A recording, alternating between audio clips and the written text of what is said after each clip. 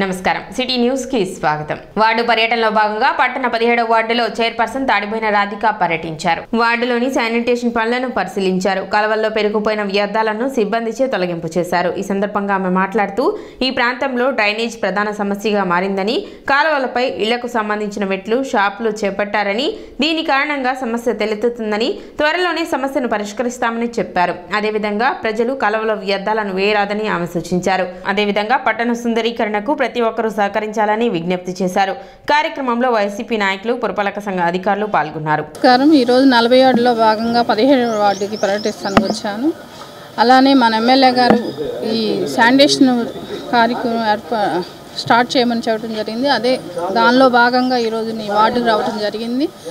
అందులో ఈ గడప గడప మనవరత్వం వచ్చినప్పుడు ఆ ప్రోగ్రాంకి మన ఎమ్మెల్యే గారు వచ్చినప్పుడు ప్రజలు ఆయన దృష్టి తీసుకెళ్ళడం జరిగింది. ఈ రోడ్లు ఒకటి, డ్రైన్స్ ఒకటి అడగటం. ఈ వార్డుకు వచ్చేసి 3 రోడ్లు వేయటం జరిగింది. ఇక త్వరలోనే డ్రైన్స్ అనేది కూడా తొందరలోనే ఏర్పాటు చేస్తామని, అలానే ప్రజలకి ఎలాంటి ఇబ్బంది కలగకుండా చేయాలనేది ఈ శానిటేషన్ మీద దృష్టి పెడతాం జరిగింది. మెయిన్ కానీ మా ఎమ్మెల్యే కానీ మా అధికారులు కానీ తొందరలోనే ప్రజలకి మెరుగుపడేలాగా మేము చూస్తామని, అలానే ప్రజలకి ఎలాంటి ఇబ్బంది కలగకుండా ఈ శానిటేషన్ ఇది దోమల మందు కానీ ఇవి కూడా త్వరలోనే చేపిస్తామని కోరుకుంటూ, అలానే ప్రజలకి చెప్పేది ఏంటంటే ఈ కాలువల మీద ఈ బండలు అనేది ఈ షాపులు అక్రమంగా ఆక్రమించుకుంటానా, ఈ సిల్ట్ అనేది బాగా పెరిగిపోయి తీయటానికి కూడా వీలు లేకుండా మా వర్కర్స్కి ఇబ్బందిగా ఉంది. గౌరవ చైర్మన్ గారు మా వార్డులో ఉండే కాలువలు, అటు పారుదల ఎట్లా ఉంది, మరి ఇవన్నీ కూడా ప్రతి వార్డులో కూడా చెక్ చేస్తున్నట్టుగానే ఈరోజు ప్రోగ్రాంలో మా వార్డుకి రావడం జరిగింది. దానిలో భాగంగా మరి పేరుకుపోయిన షిల్ట్ని బ్యాచ్ పెట్టి శ్రద్ధతో మొత్తం కూడా తీస్తున్నారు. దానికి మా ఇళ్ల వాళ్ళు అందరూ కూడా చక్కగా సహకరిస్తున్నారు. ఇలాగే ప్రతి వార్డులో కూడా దోమలు వస్తున్నాయి, మరి కారణం ఏంటి అని మీరు కూడా గమనించుకొని మెట్ల కింద ఆగిపోయిన ఆ తుక్కు, మరి మీరు కన్స్ట్రక్షన్ చేసుకునేటప్పుడు ఇటుకరాళ్ళు, ఇసుక ఇవి మీ కన్స్ట్రక్షన్ చేసుకునేటప్పుడు లోపల పడిపోయి ఉంటాయి. అవి మేస్త్రి గారులు చెప్పించి దయచేసి అవన్నీ కూడా ముందు తీయించండి. అవి అలానే లోపల ఉండిపోవడం వల్ల ఆ మెట్ల కింద ఆగిపోయిన చెత్త వల్ల మీ మెట్లు కూడా పగలగొట్టాల్సిన పరిస్థితి కూడా వస్తూ ఉంది. స్థానిక షరాబ్ బజార్లో వెంచేసి ఉన్న భద్రావతి సహిత భావన ఋషి స్వామివార్ల కళ్యాణ మహోత్సవాలలో భాగంగా రథోత్సవం ప్రారంభమైంది. రథంపై స్వామి అమ్మవార్లను నెమలి వాహనంపై ఆశీనులను చేశారు. పట్టణ వీధుల్లో వైభవంగా ఊరేగింపు సాగింది. పద్మశాలీయ కుల బంధువులు పెద్ద సంఖ్యలో పాల్గొన్నారు. ఈ నెల 11వ తేదీన ఆరంభమైన కళ్యాణ మహోత్సవాలు ఈ నెల 29వ తేదీ వరకు జరుగుతాయని నిర్వాహకులు తెలిపారు. దేవస్థానం trust board chairman Bitra Ramalingeswararao, Padmashali బహుత్తమ సంఘం అధ్యక్షుడు భట్టు జగద్కోటి నరేంద్రబాబు, సంఘ ప్రధాన కార్యదర్శి కొడాలి క్రాంతికుమార్, దేవస్థానం బోర్డు సభ్యులు గుంటి ధనలక్ష్మి, పోలిశెట్టి వెంకటేశ్వరరావు, తాడిపట్టి చంద్రశేఖర్, గౌతరపు వెంకటరమణ సంఘ సభ్యులు పాల్గొన్నారు.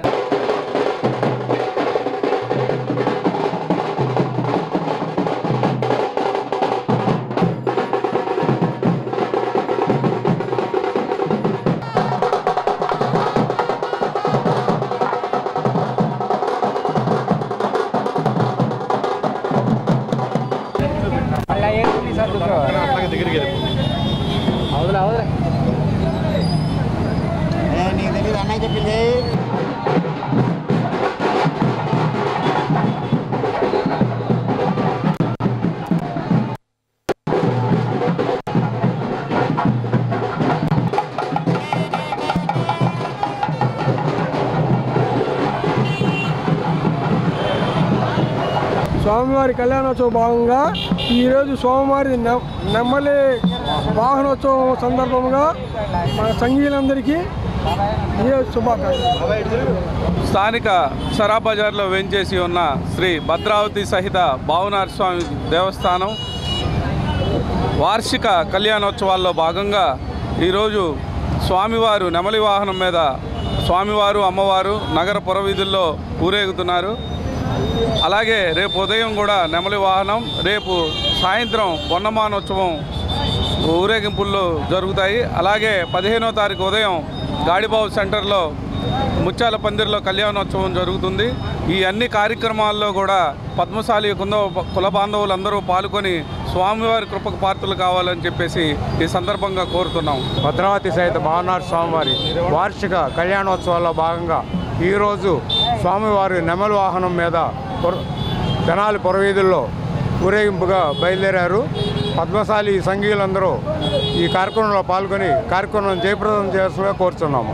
తెనాలి మహాప్రస్థాన సేవా సమితికి దాతలు ₹1,00,000 విరాళాన్ని అందజేశారు. శాఖమూరి రాఘవయ్య, భాగ్యశ్రీ దంపతుల జ్ఞాపకార్థం వారి కుమారుడు శాఖమూరి శ్రీనివాసరావు, కుమార్తె కొడాలి నాగరాజు కుమారులు మహాప్రస్థాన సేవా సమితికి ₹1,00,000 విరాళాన్ని అందజేశారు. కార్యక్రమంలో మహాప్రస్థాన సేవా సమితి అధ్యక్షులు డాకా సాంబిరెడ్డి, సెక్రటరీ జెట్టి శివరామకృష్ణ ప్రసాద్, ట్రెజరర్ తుమ్మల బాపయ్య చౌదరి, కనేగంటి బాపనయ్య, మండల ధనుంజయరావు, రావెళ్ల వెంకటాద్రి, కొడాలి అప్పారావు తదితరులు పాల్గొన్నారు. ఆనవాయితీగా మరి ఈరోజు శాఖమూరి శ్రీనివాసరావు గారు మరియు వారి అక్కయ్య గారు అయినటువంటి కొడాలి నాగరాజ్ కుమారి గారు కూడా వారి కుటుంబం తరపు నుంచి ₹1,00,000 విరాళంగా తెనాలి మహాప్రస్థాన సేవా సమితికి ఇవ్వడం జరిగిందండి.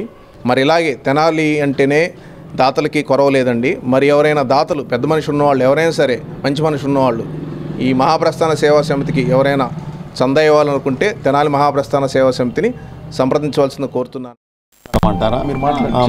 మా తండ్రి శాఖమూరి రావయ్య గారి జ్ఞాపకార్థం, తల్లి శాఖమూరి భాగ్యం జ్ఞాపకార్థం ఈ వివరాలు ఇవ్వబడి మహాప్రస్థానానికి వివరాలు ఇచ్చాము. వాళ్ళ ఆత్మశాంతి కోసం ₹1,00,000 ఇచ్చాము. దాని నిర్వాహకులు సద్వినియోగం చేయగలరని ఆశిస్తున్నాం. పురపాలక సంఘ కార్యాలయంలోని కౌన్సిల్ హాల్ నందు బహిరంగ వేలంపాట నిర్వహించారు. తెనాలి పురపాలక సంఘం రెవెన్యూ విభాగం పురపాలక సంఘానికి సంబంధించి 2024-2025 ఆర్థిక సంవత్సరానికి గాను కూరగాయల మార్కెట్, చేపలు, చికెన్, మటన్ మరియు జంతు వధశాల, పండ్ల మార్కెట్, సత్యనారాయణ మున్సిపల్ లేక్ పార్క్లోని క్యాంటీన్ పై భవనం మరియు సత్యనారాయణ మున్సిపల్ లేక్ పార్క్ యందు వెహికల్ పార్కింగ్ మొదలగు వాటికి సంబంధించి పురపాలక సంఘ కమిషనర్ సోమవారం పురపాలక సంఘ కౌన్సిల్ హాల్ నందు బహిరంగ వేలం నిర్వహించారు. సదరు బహిరంగ వేలం నందు సంబంధిత రెవెన్యూ ఆఫీసర్, మేనేజర్, రెవెన్యూ ఇన్స్పెక్టర్లు, సిబ్బంది మరియు సంబంధిత పాటదారులు పాల్గొన్నారు. మార్చి మాసం లోపలే ఆక్షన్ వేయడం జరుగుతుంది. అందులో భాగంగా ఈరోజు 7 రకాల మార్కెట్లు, కూరగాయల మార్కెటు, చేపల మార్కెటు, సైకిల్ స్టాండ్లు, పార్కుల దగ్గర ఉన్నటువంటి ఫుడ్ కోర్టులు కావచ్చు, ఇలాంటివన్నీ కలిపి 7 రకాల వాటికి ఆక్షన్స్ పెట్టడం జరిగింది. ఈరోజు ఆక్షన్లో చాలామంది చాలా ఉత్సాహంగా పాల్గొన్నారు. మేము రూల్స్ రెగ్యులేషన్స్ ప్రకారంగా గత 3 ఇయర్స్లో వచ్చినటువంటి హైయెస్ట్ పాటలు ఏవైతే ఉన్నాయో వాటన్నిటిని కూడా సరాసరి చేసి నెక్స్ట్ లెవెల్కు రౌండ్ చేసి పాటలు పాడవచ్చుగా ప్రతి ఒక్కరు కూడా ప్రతి కూడా దాని కాటికి బాగా హైయెస్ట్ అయింది. అండ్ అదేవిధంగా గత సంవత్సరం కాటికి పాటలు ఎక్కువగా వచ్చాయి. ఓవరాల్గా మున్సిపాలిటీకి సుమారుగా ఒక ₹8,00,000 వరకు గత సంవత్సరం పాటలు వచ్చేట్టు ఉన్నాయి. ఇవన్నీ కూడా మన మార్కెట్లు, మనం వీటిని చక్కగా వాడుకోవాలి. వాటిని చక్కగా వాడుకొని అక్కడ ఏమైనా ఎంక్రోచ్మెంట్లు ఉంటే కనుక ఎంక్రోచ్మెంట్స్ ఆ యొక్క వాళ్ళకి ఎంక్రోచర్స్కు గమనిక, మీరు అనవసరంగా రోడ్లపైకి వచ్చి డ్రైన్లు, ఫుట్పాత్లు ఆక్యుపై చేసి షాపులకు వచ్చే వాళ్ళకు ఇబ్బందికరంగా ఉండకూడదు. రాబోయేటువంటి కేసులో ఇలాంటివి ఉంటే కనుక రెగ్యులేట్ చేయడానికి కూడా తగు యాక్షన్ ఉంటుంది. కాబట్టి గమనించండి, మనందరం కూడా చక్కగా రూల్స్ రెగ్యులేషన్స్ పాటిస్తే కనుక అందరికీ సౌకర్యంగా ఉంటుంది.